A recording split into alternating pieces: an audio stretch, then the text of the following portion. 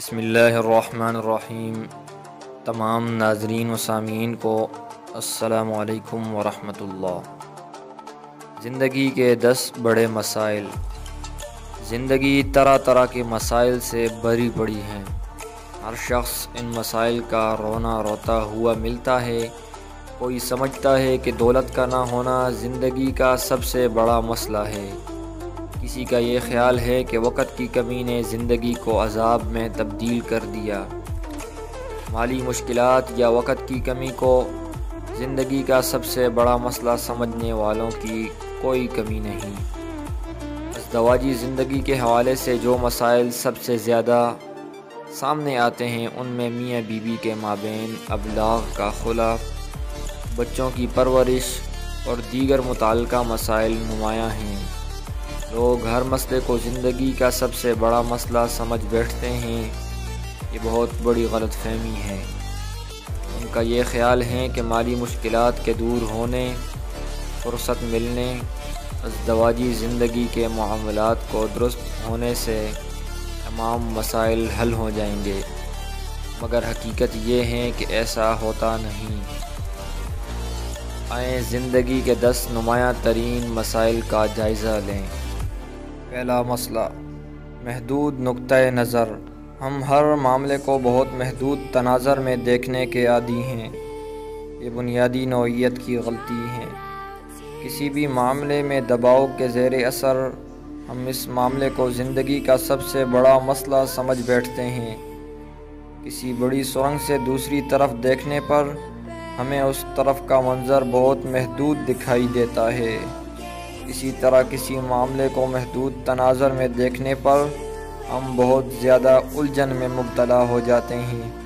ہمیں کسی بھی پریشان کن صورتحال میں یہ سوچنا چاہیے کہ 6 ماہ بعد حالات کیا رخ اختیار کر سکتے ہیں اور تب ہماری پوزیشن کیا ہوگی۔ دوسرا مسئلہ، غیر ضروری خوف۔ ہر وقت اس خوف میں مبتلا رہتے ہیں کہ ہماری کوششیں ناکامی سے دوچار نہ ہو جائیں۔ یہ بے جا خوف ہمیں ہلکان کرتا رہتا ہے۔ اس کا بہتر حل یہ ہے کہ مزاج ہلکا پھلکا رکھنا چاہیے اور ہر وقت ہنستے ہنساتے رہنا چاہیے۔ ساتھ ہی ساتھ زندگی میں تجسس کا پہلو بھی لازمی طور پر شامل کیا جانا چاہیے۔ آج کی زندگی بہت مشکل بھی ہے اور بہت آسان بھی۔ جو لوگ مواقع سے فائدہ اٹھانے کے لیے تیار رہتے ہیں ان کے لیے زندگی صرف آسانیوں کا نام ہے۔ ہمیں ہر معاملے کو زندگی اور موت کا مسئلہ نہیں سمجھ لینا چاہیے۔ ہمیں آپ سے سوال کرنا چاہیے کہ کسی بھی صورتحال میں ہمارا بہترین طرز عمل کیا ہونا چاہیے۔ ہمیں یہ بھی سوچنا چاہیے کہ اگر کوئی خوف لاحق نہ ہو تو ہماری سوچ کیا ہوگی اور ہمارا طرز عمل کیا رخ اختیار کرے گا۔